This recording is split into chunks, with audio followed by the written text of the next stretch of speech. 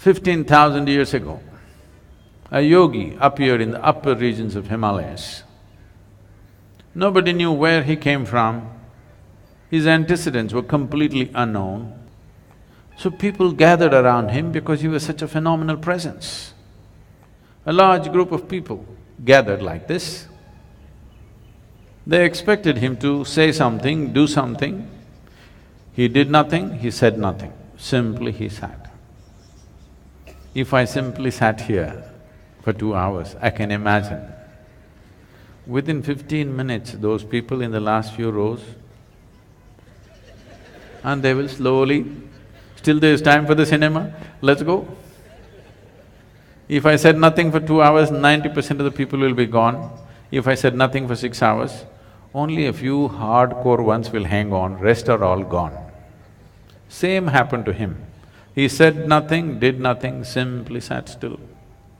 Not for a day, not for a week, for months on end, he simply sat still. Everybody was expecting a miracle, nothing happened, he just sat. But they were missing a most fundamental miracle because the nature of your body is such right now, you're well attended to. You had lunch in the afternoon and maybe you snacked in the evening and so that you don't fall asleep, you had a coffee and maybe you have something in your bag. So many things. All these things are being attended to, so this is fine. Suppose we just make you sit here for 4 hours. Sadhguru, at least some water? Okay, drink water. After drinking water, can we just sit here, Sadhguru? That one? Okay, do that and come.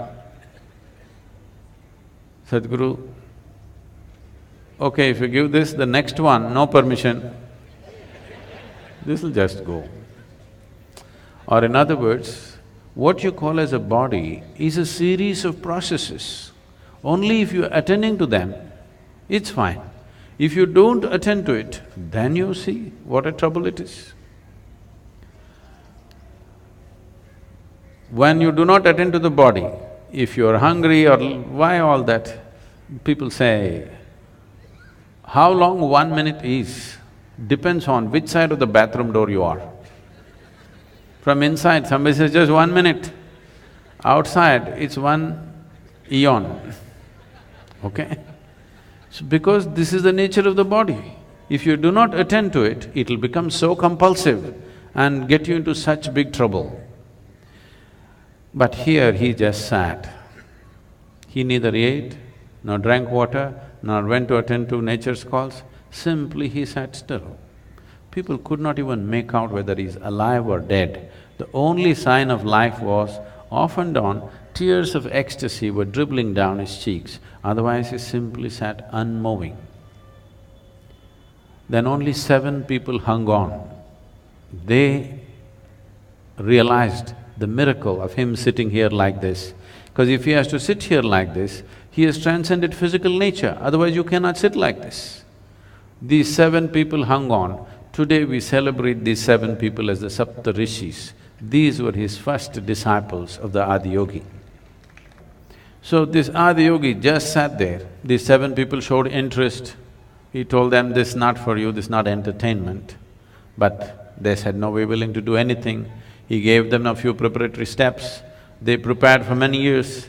Then one day when the solstice was shifting, just now, we shifted from summer solstice to winter solstice on December 22nd. It'll again happen on June 21st, and this coming June 21st is significant for the world, because this is the day when Adiyogi first turned south and gave his teaching. Because the sun turned south, he turned south and started explaining the mechanics of being human. On this day, fortunately, the United Nations has declared the World Yoga Day because the yoga began on that day. This incredible process of exploring the human mechanics went into the process. This predates all religion. When there was no religion on the planet, 15,000 years ago, He went into the mechanics of what it means to be human, and various aspects happened. He opened up 112 different ways in which a human being can attain to his ultimate nature.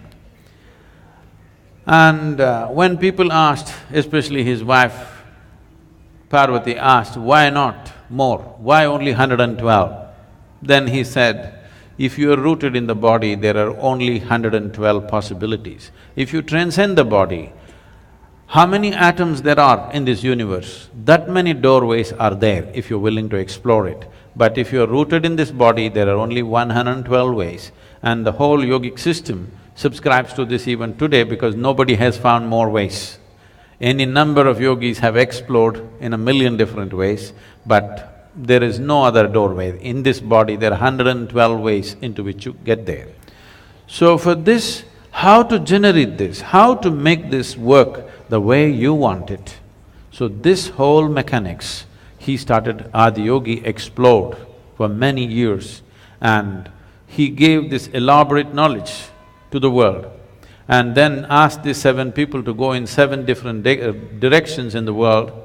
One went to Central Asia, another went to North Africa, another went to South America, another went to Southeast Asia, one came down to what we call as the Indian part of Himalayas, one stayed with him, and one more, who is very important for us, Agastya Muni, came down south.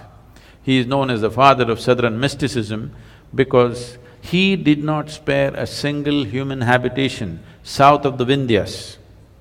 In the Deccan Plateau, he made sure every single human being who lived in this place had some sense of spiritual process.